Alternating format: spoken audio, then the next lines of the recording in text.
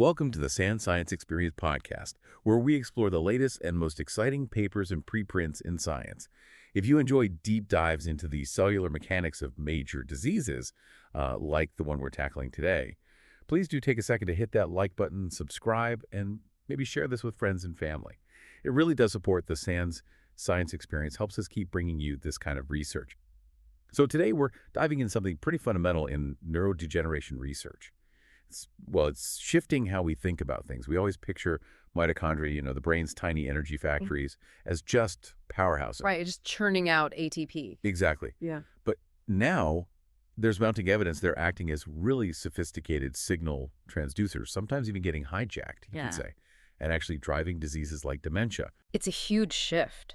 We're looking beyond just the protein clumps like amyloid and tau, important as they are, and asking, okay, what's happening inside the cell's engine room? What's making the brain environment itself toxic?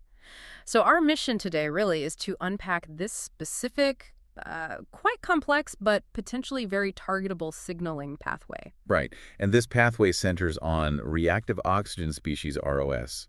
But not just any ROS. No, that's the crucial bit. It's ROS coming from one very specific spot in the mitochondria, complex 3. And we need to figure out how that ROS hijacks astrocytes, the brain's support cells, and maybe how blocking just that specific ROS source could actually be a therapy for tauopathy. Let's start right there with the astrocytes. They're glial cells, absolutely essential support crew for neurons, but we know they get heavily involved, often negatively, in diseases like Alzheimer's and FTD. Yeah, if the astrocytes get sick, then neurons are in trouble. Absolutely. And these astrocytes, they rely heavily on their mitochondria, running that energy production system, oxidative phosphorylation, OXPHOS, yeah. And doing that naturally produces some ROS. These partially reduced oxygen molecules we usually think of as just damaging free radicals. For the bad guys, basically. That's the classic view. But what this research suggests is that ROS isn't just collateral damage, it's a signal. And where it's made is everything. Mitochondria, they can make ROS from at least 11 different places, but complex 1 and complex 3 are really the main players. Okay, so what's the difference then? Complex 1 ROS versus complex 3 ROS in this context. Why does it matter which one it is? Well, what's super interesting here is the functional separation. Complex 1 ROS seems to set the general basal redox state, sort of the background hum of the cell. It's just there, part of normal operations. Okay, so complex 1 is the baseline. Complex 3 must be different. Totally different. Complex 3 ROS, it gets selectively recruited. It only really ramps up when specific disease-linked triggers show up. Like what kind of triggers? Things like inflammatory signals. The cytokine IL-1 alpha is a key one they looked at. Or, crucially, toxic bits associated with dementia, like oligomeric amyloid beta OA. Ah, okay. So CIII isn't just making random noise. It's a specific response, like you said, recruited. It's the difference between background static and a targeted alert signal. Exactly. And structurally, complex 3 is sort of perfectly positioned to do this signaling job. It releases its ROS outside the inner mitochondrial matrix. Meaning it can get out into the main part of the cell more easily. Precisely. It can diffuse and interact with other cellular components much more readily. It's topologically poised, as the paper puts it, to be a signal transducer. Okay, so to figure this out, they needed some pretty special tools, right, to isolate just the CIII ROS. Yeah, they used these novel pharmacological tools. They're kind of site-selective suppressors of electron leak, or SELs. SELs. And specifically for complex 3, they use S3-QRLs, suppressors of complex 3 electron leak. The genius part is that they block ROS production from just that one site, CIII. Without messing up the normal energy production. Exactly. Without disrupting overall metabolism or ATP synthesis, it lets you silence the specific disease signal without, shutting down the whole power plant. That's really elegant. Okay, so let's trace the steps. An inflammatory signal like IL-1 alpha turns up outside the astrocyte. How does that message get inside to trigger complex 3? It's a sequence. First, that external trigger activates a transcription factor called NF-kappa B. NF-G, right. Heard of that one? Yeah, it's a big player in inflammation. That activation happens before the CIII ROS gets going. So NF-key is kind of the initial alarm bell going off outside the mitochondria. Okay, alarm bell rings. How does that connect to the CIII ROS generator inside the mitochondria? What's the wire? The wire, good analogy, seems to heavily involve something called the mitochondrial sodium-calcium exchanger, NCLX. NCLX. It's an intermembrane protein, and it's particularly abundant in astrocytes.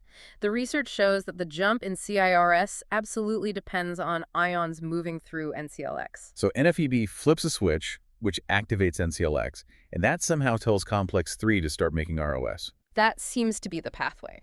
The NCLX activity, combined with the change in the mitochondrial membrane potential, it gets hyperpolarized.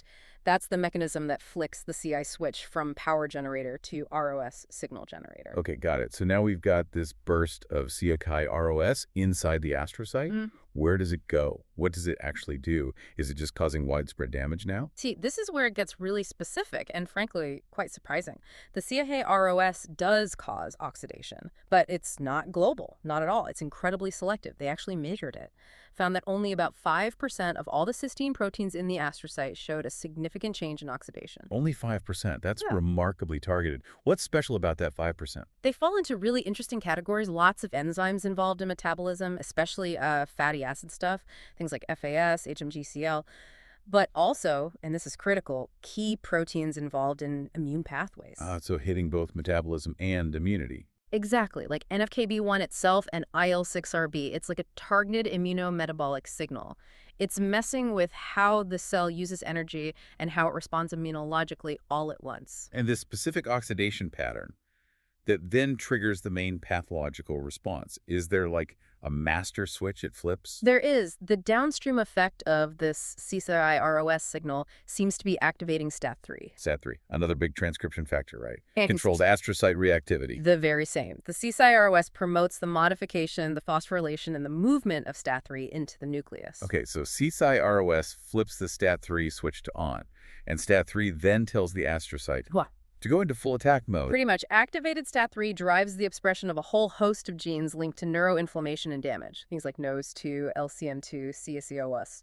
Nasty stuff. Which creates this vicious cycle, right? The astrocyte becomes chronically inflamed and toxic to neurons. Precisely. A feed-forward loop of pathology kicked off by that initial CIII ROS signal. This sounds like such a specific target then. Yeah. If you could use those S3QL tools to block just the CIII ROS. You should break the loop. Right. Stop STAT3 getting activated, stop the astrocyte from, going rogue. Did they test that? They did. First in vitro, using cells in dishes. They showed that the S3QLs could stop neuronal death caused by that toxic Oligomeric, but only when astrocytes were present in the culture. Wait, so if you just had neurons and the toxic trigger, the S3QL didn't help? Nope. Or if you had neurons and microglia, the brain's other main immune cells, still no protection from the S3QEL. Wow. Okay, so that really pinpoints the astrocyte. The C3RS in the astrocyte is the problem signal that ultimately harms the neuron. It's non-cell autonomous, as they say. Exactly. The neuron isn't being directly saved by the drug. It's being saved because the drug stops the astrocyte from poisoning it via the C3ROS pathway. That's a crucial distinction. Okay, let's get to the big test then. The in vivo results. They used the mouse model of tauopathy, right? The PS19 line. Yep. These mice developed pretty severe tau pathology, kind of like human dementia, and the results were, well, they were pretty striking. What happened when they gave the mice the S3QEL compound? They gave them S3QL2, orally. And they saw significant improvements in the hippocampus, a key brain region for memory. Less tau hyperphosphorylation, that's the main hallmark of the disease. Okay, less tau pathology. What about the astrocytes and microglia? Reduced astrocytic reactivity, measured by GFP, and less microglial activation, too, measured by CB11B, so hitting multiple aspects of the disease process. That's impressive. But the million-dollar question, did it actually help the mice live longer, function better? It extended their lifespan significantly. The median lifespan for the treated tau mice went up by 17%. 17%. Yeah, from about 313 days to 366 days. And the maximum lifespan increased by nearly 20%. Wow. A 17% increase in median lifespan just by blocking this one ROS source in astrocytes, not even targeting the tau protein directly. That really suggests the CIII ROS signal is a major driver of the disease's progression and lethality. It really does. And perhaps just as importantly, the compound seemed really safe. No side effects. They didn't detect any adverse effects, even giving it continuously for over a year. It got into the brain well, it worked well, and it was well tolerated. That's kind of the hat trick you look for in drug development. Okay, so let's wrap this up. We started thinking of mitochondria as just power plants.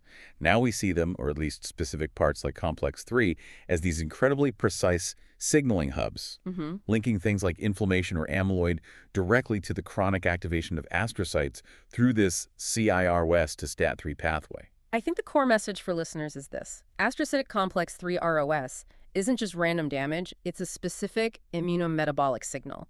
It's a connector between known pathogenic triggers and that harmful chronic neuroinflammation driven by STAT3. And crucially, because it's so specific, different from complex 1 ROS, for instance. Right. Targeting just that CROS site looks like a genuinely viable and seemingly safe therapeutic strategy for diseases involving tau pathology. It really opens up a new angle. And it makes you think, if complex 3 ROS and complex 1 ROS do such different things, controlling different sets of genes, well, these mitochondrial sites aren't redundant at all. They're highly specialized signal relays dependent on the context. Exactly. Which leads to the big question, doesn't it? Yeah.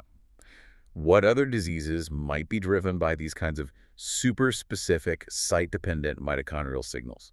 Neurodegeneration, sure, but maybe autoimmune diseases, metabolic disorders, cancer.